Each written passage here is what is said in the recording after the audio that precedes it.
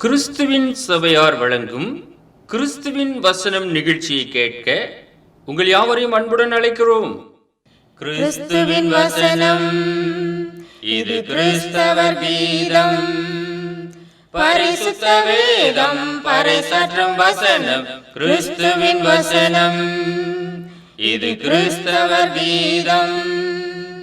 கிறிஸ்துவின் சபையார் வாழ்த்தி வழங்கும் கிறிஸ்துவின் வசனம், இது கிறிஸ்தவர் கீதம். கிறிஸ்துவின் வசனம், கிறிஸ்துவின் வசனம். வேதாகம குடும்ப நேரத்திற்கு உங்களை வரவேற்கின்றோம். Welcome to the Bible family R.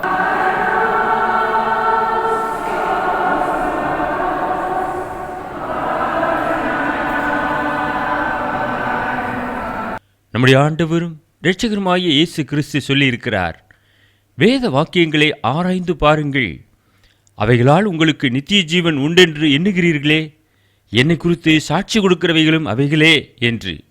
யோவான் எழுதின சுவிசேஷம் 5வது அதிகாரம் 39வது வசனம்.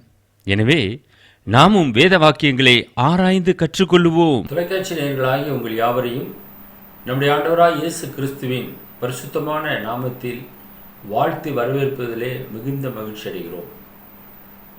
இன்றைய நாள் வேதாகம குடும்ப நேர நிகழ்ச்சிக்காக எரேமியாவின் குடும்பத்தை குறித்து நாம் தியானிக்க இருக்கிறோம்.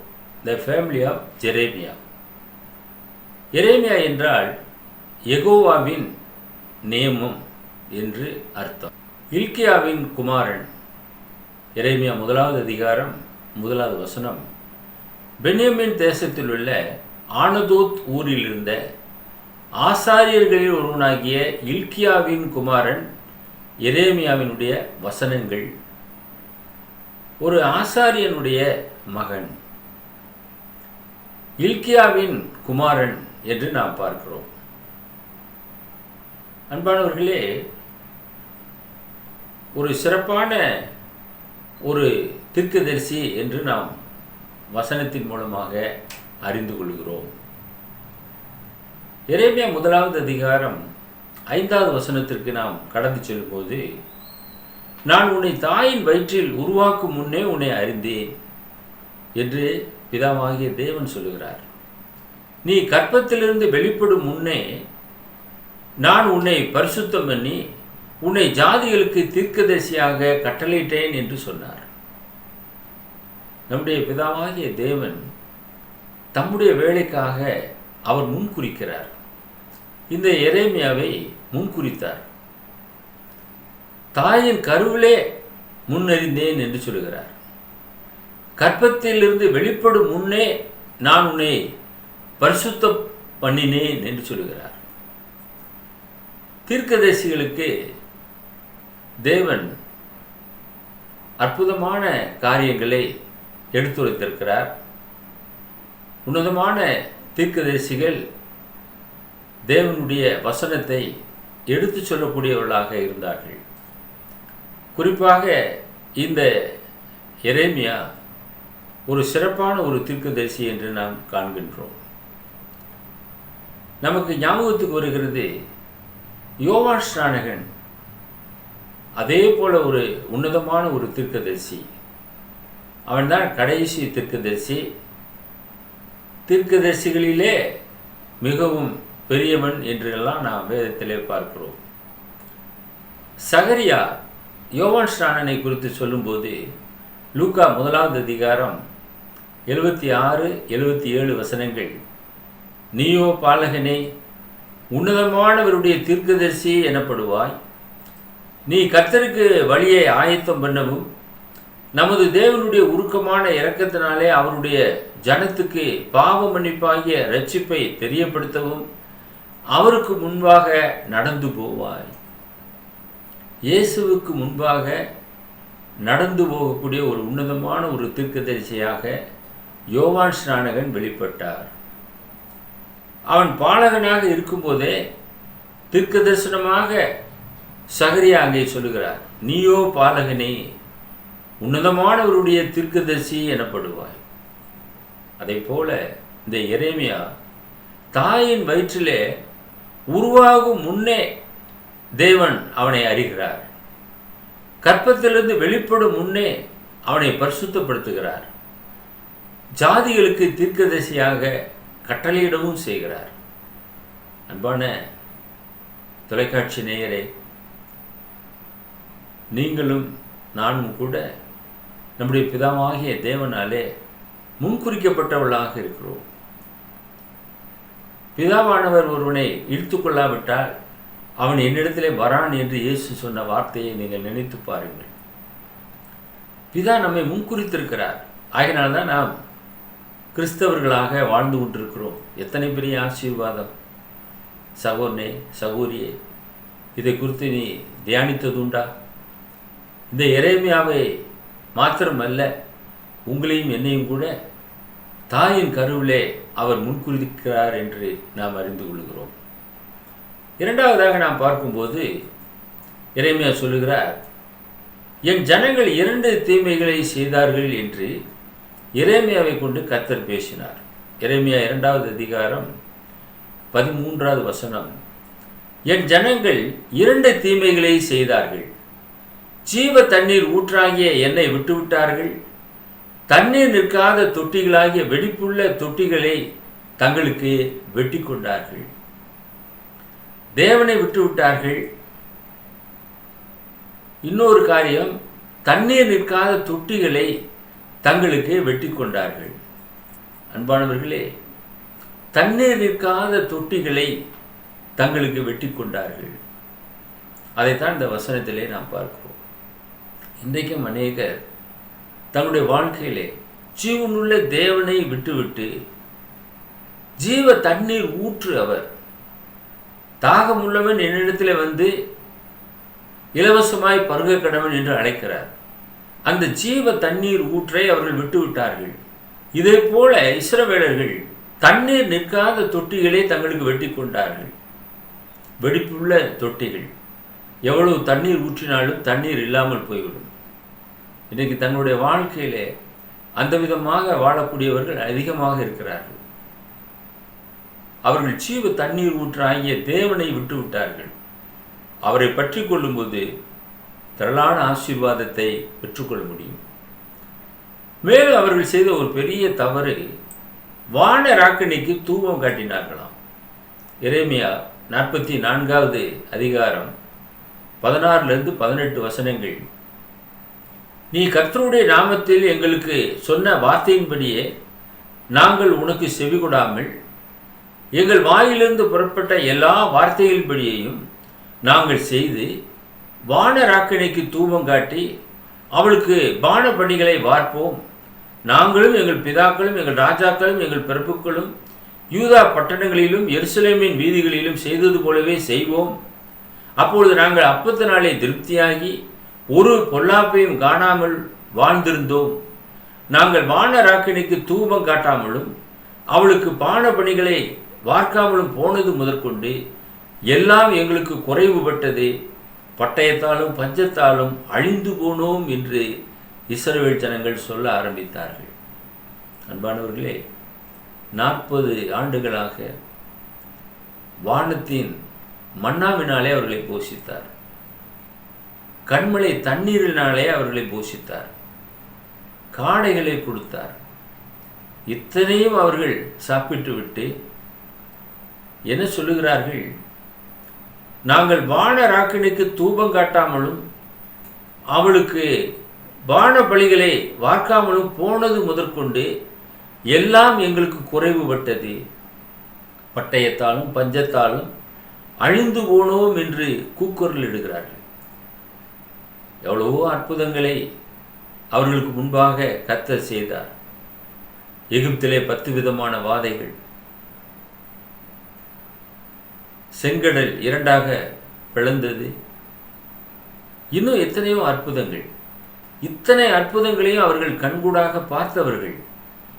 அவர்கள் சொல்லுகிறார்கள், வானராக்கினிக்கு தூபம் காட்டி அவளுக்கு பானபலிகளை வார்ப்போம் என்று சொல்லுகிறார்கள். இன்றைக்கும் ஜனங்கள் இந்த விதமாக பின்மாற்றமாகி போகிறதை நாம் காண முடிகிறது. இஸ்ரவேலிலுமே இந்த விதமான பழக்க வழக்கங்கள் உருவாக ஆரம்பித்தது. ஜீவனுள்ள தேவன் அவர்களை இழிவான இச்சை ரோகங்களுக்கு ஒப்பு கொடுத்தார் என்று நாம் பார்க்கிறோம். மேலும் எரேமியாவை கொண்டு பேசும்போது எரேமியா 12வது அதிகாரம் 5வது வசனம், நீ காலாட்களோடு ஓடும் போதே உன்னை இளைக்க பண்ணினார்களானால் குதிரைகளோடு எப்படி சேர்ந்து ஓடுவாய்? சமாதானமுள்ள தேசத்திலே நீ அடைக்கலம் தேடினாள், யோர்தான் பிரவாகித்து வரும்போது நீ என்ன செய்வாய்? இன்றைக்கு இருக்கிற நீங்களும் நானும் கூட இவைகளை சிந்திக்க வேண்டியவர்களாக இருக்கிறோம்.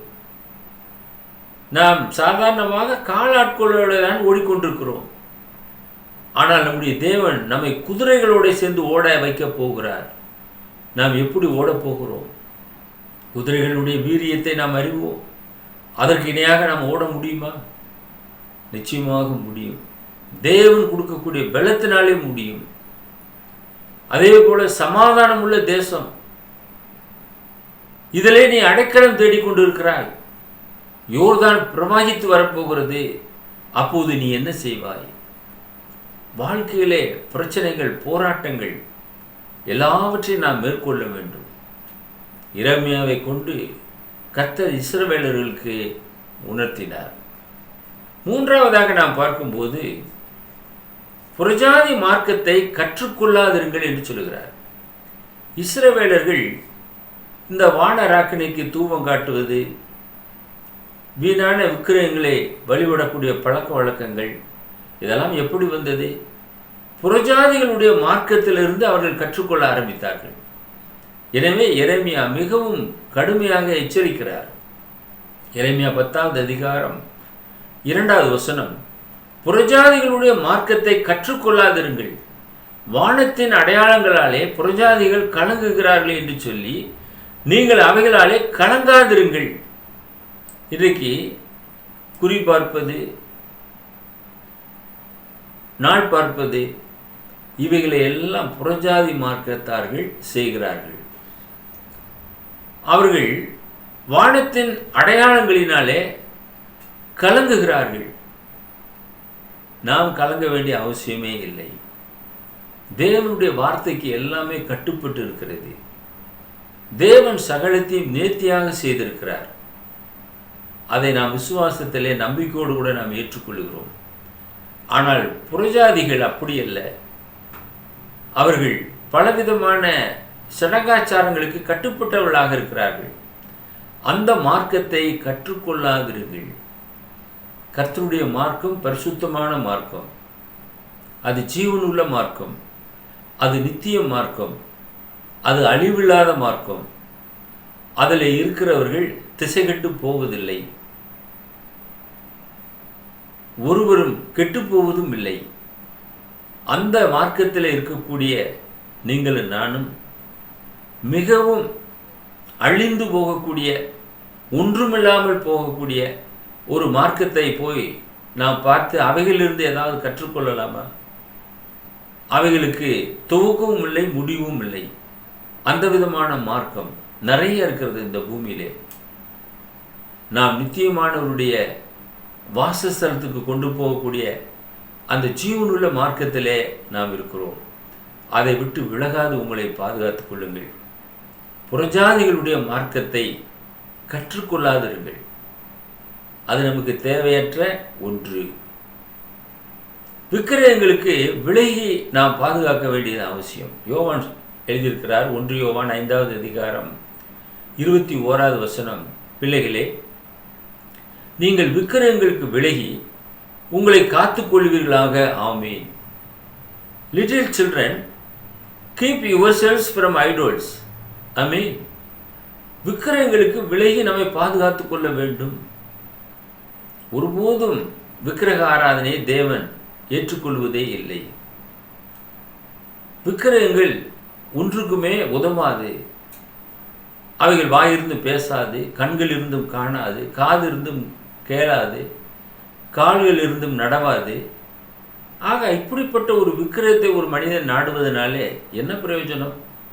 அதனாலே விக்கிரகத்தை நீங்கள் உங்களுக்கு உண்டாக்க வேண்டாம், அதை நமஸ்கரிக்க வேண்டாம். அவைகளை விட்டு விலகுங்கள் என வேதாகமும் மிக தெளிவாக சொல்லுகிறது. இன்னைக்கு கிறிஸ்தவ வட்டாரத்தில் அவருக்கு ஒப்பாக ஒரு விக்கிரகத்தை உண்டு பண்ணுகிறார்கள். அதில் அவர் இருப்பதில்லை.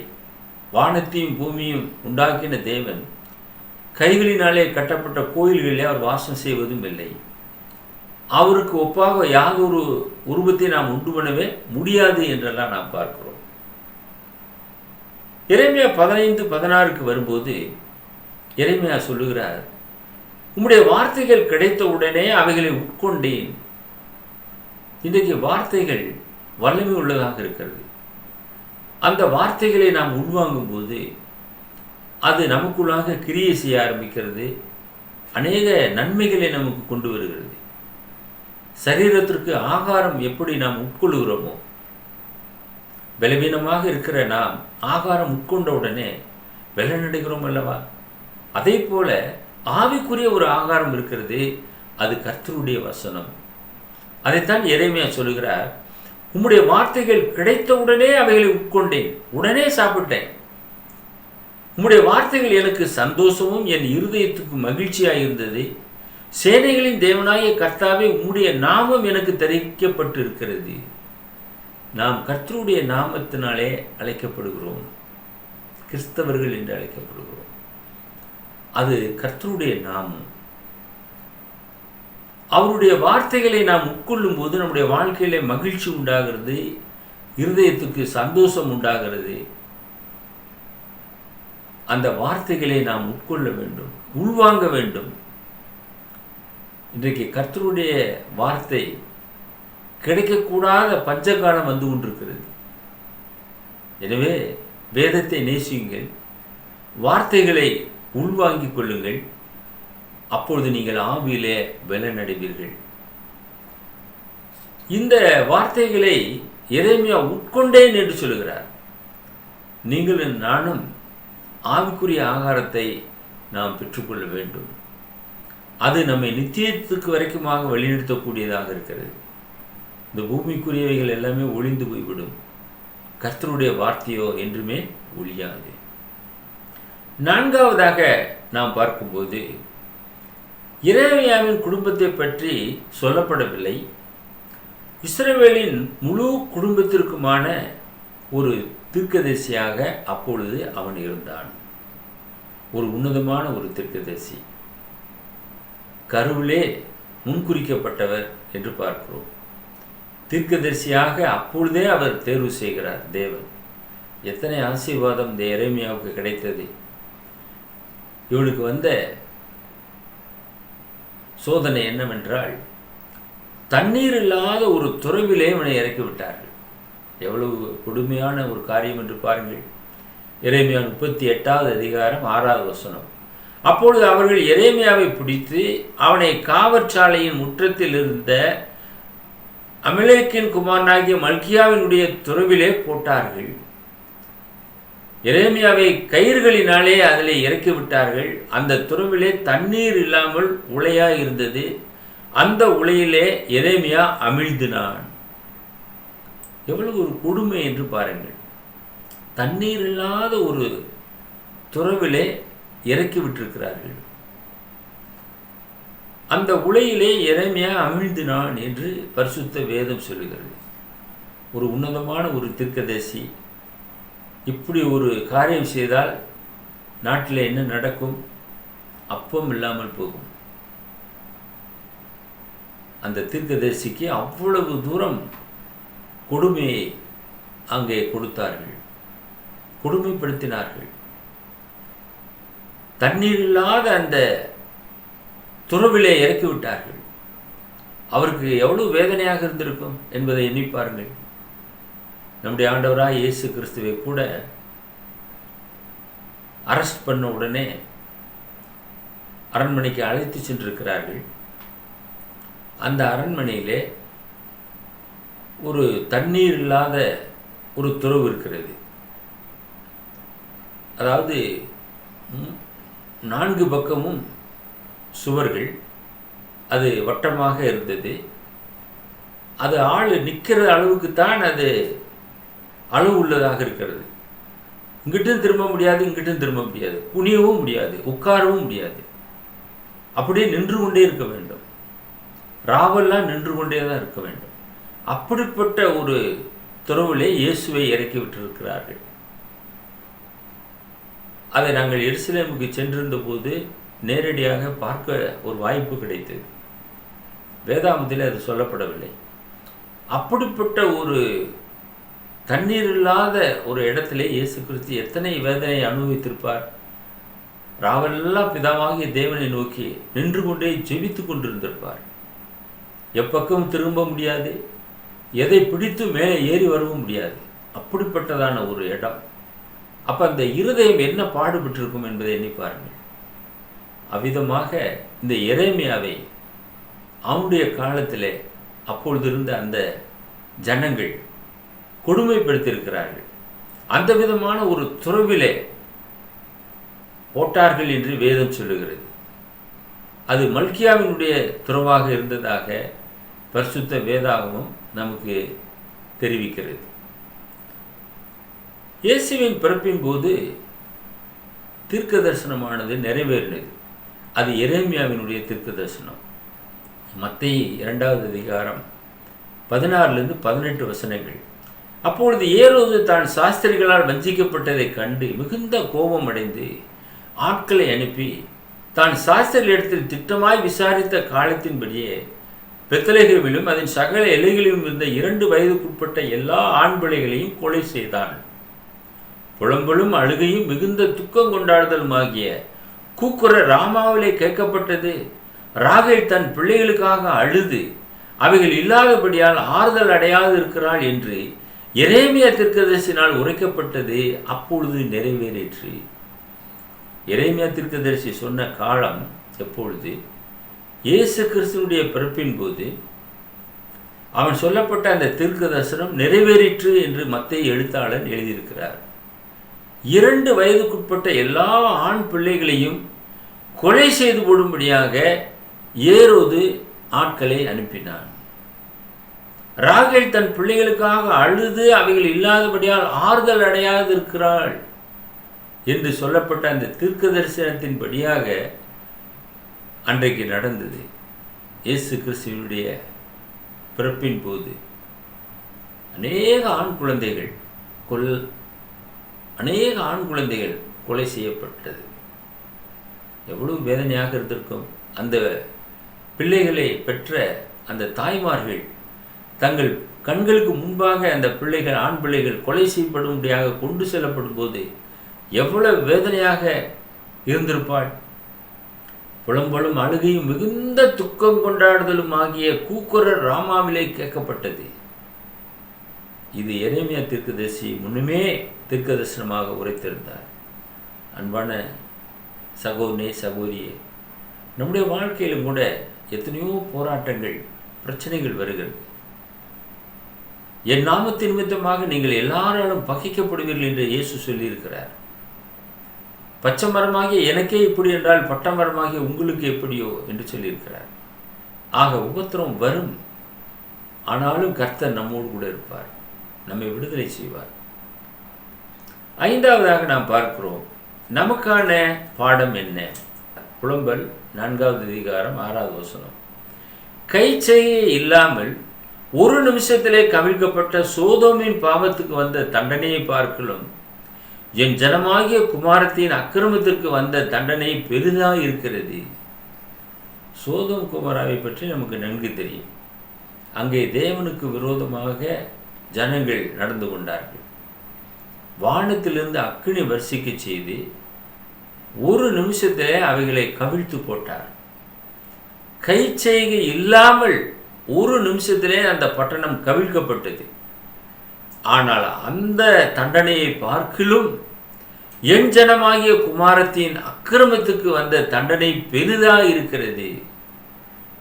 ஏன் இந்த தண்டனையை அனுமதிக்கிறார்? அவர்கள் கர்த்தருடைய வார்த்தையை புறம்பாக்கி போட்டார்கள். ஜீவ தண்ணீர் ஊற்றை விட்டு விட்டார்கள்.